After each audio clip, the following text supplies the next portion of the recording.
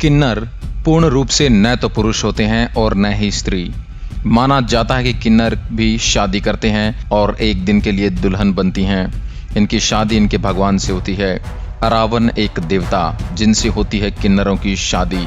हमारे देश भारत के तमिलनाडु राज्य में एक देवता अरावन की पूजा की जाती है। कई जगह इन्हें इरावन के नाम से भी जाना जाता है।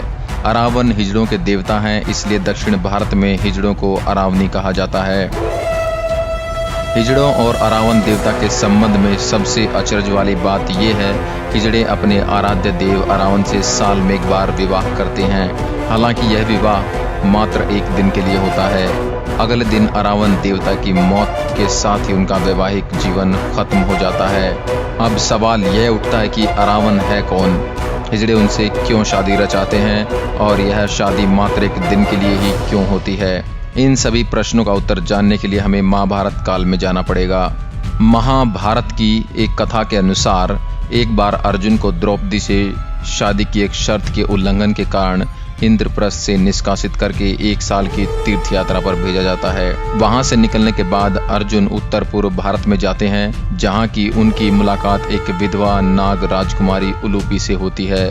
दोनों को एक दूसरे से प्यार हो जाता है और दोनों विवाह कर लेते हैं।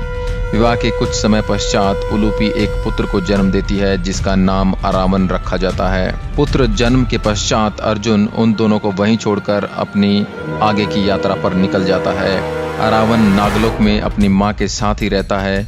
युवा होने पर वो नागलोक छोड़कर अपने पिता के पास आता है। तब कुरुक्षेत्र में महाभारत का युद्ध चल रहा होता है, इसलिए अर्जुन उसे युद्ध करने के लिए रणभूमि में भेज देता है। महाभारत युद्ध में एक समय ऐसा आता है जब पांडवों को अपनी जीत के लिए मां काली के चरणों में स्वैच्छिक नरबलि हेतु एक राजकुमार की जरूरत पड़ती है। जब कोई भी राजकुमार आगे नहीं आता तो अरावन खुद को स्वैच्छिक नरबलि हेतु प्रस्तुत करता है, लेकिन वो शर्त रखता है कि वो अविवाहित नहीं मरेगा।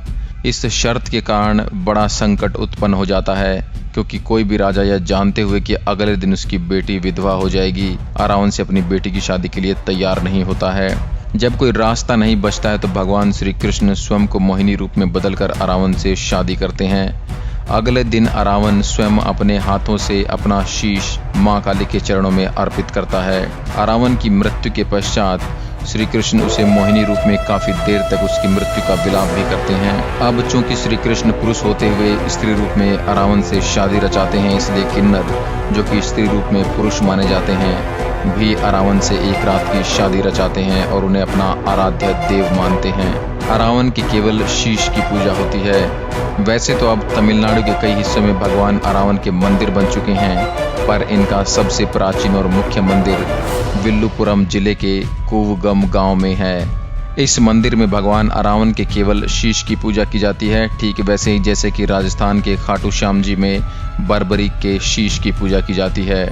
आशा करता हूँ यह वीडियो आपको पसंद आया होगा। देश और दुनिया की अन्य खबरों के लिए आप हमारे चैनल को लाइक करें, शेयर करें एंड सब्सक्राइब करें। धन्यवाद।